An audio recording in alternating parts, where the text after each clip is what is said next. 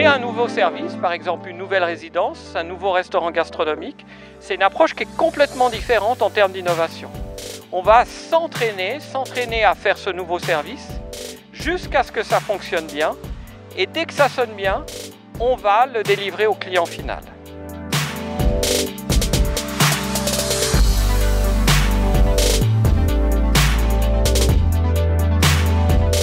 Cette résidence, elle offre un confort de très haut niveau pour les vacanciers, mais qu'elle offre en même temps l'expérience touristique. C'est la grande différence. On ne loue pas un lit, on loue une expérience touristique. Et cette expérience touristique, elle peut être à la fois une expérience touristique qui mixte travail, coworking, vacances, ou une expérience touristique qui fait découvrir des choses qu'on n'avait même pas imaginé vivre avant d'y venir. Ce projet est original parce que c'est une vraie solution par rapport à la Lex Weber. Ça permet, je dirais, de proposer des expériences aux résidents via une application qu'on a développée avec le soutien de la Confédération. C'est un projet Innovation Tourisme.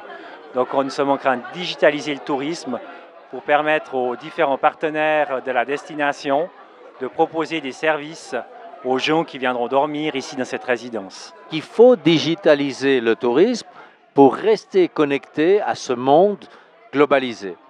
Il faut aussi le digitaliser parce qu'il faut que tous les prestataires puissent accéder à une place de marché virtuelle et offrir en ligne leurs services. C'est un défi considérable et c'est pour cela qu'on est heureux de collaborer avec les HES parce que c'est un défi qui appartient aux jeunes.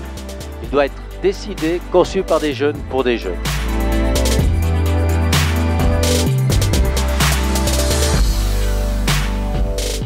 On a un test qui est juste avant une ouverture officielle. Et c'est là où ce type de test est extrêmement précieux pour le management de SwissPeak. Parce que c'est là qu'on va pouvoir faire les dernières corrections, éviter les grosses fautes avant que les vrais clients arrivent. On entre aujourd'hui, on est venu dans un hôtel qui est en préparation et puis nous on doit tester l'ensemble des prestations et faire des commentaires sur ce qui fonctionne et ce qui ne fonctionne pas en appliquant les outils qu'on a reçus en cours. Le cours qu'on suit, c'est un cours de service design et on a appris pas mal d'outils au niveau de comment tester un service et puis comment proposer un service adapté en fait en utilisant la co-création.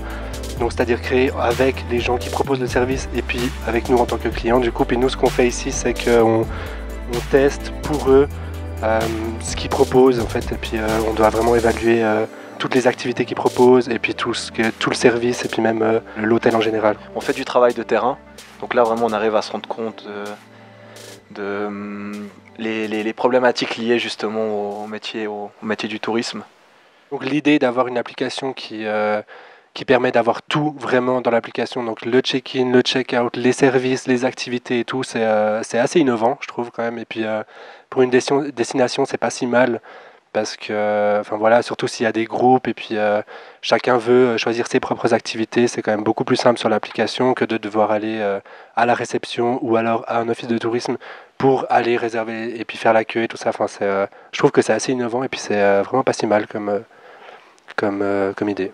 Ça permet de créer des collaborations entre les prestataires parce qu'on sait que le tourisme c'est un domaine très fragmenté et donc vraiment cette plateforme permet d'unir tous les prestataires de la station. On doit observer et ensuite récolter des points forts ou des points faibles qui sont très importants d'ailleurs parce que ça permet une amélioration possible pour les prestataires. Et on remplit des grilles d'évaluation, un Google Form sur Internet.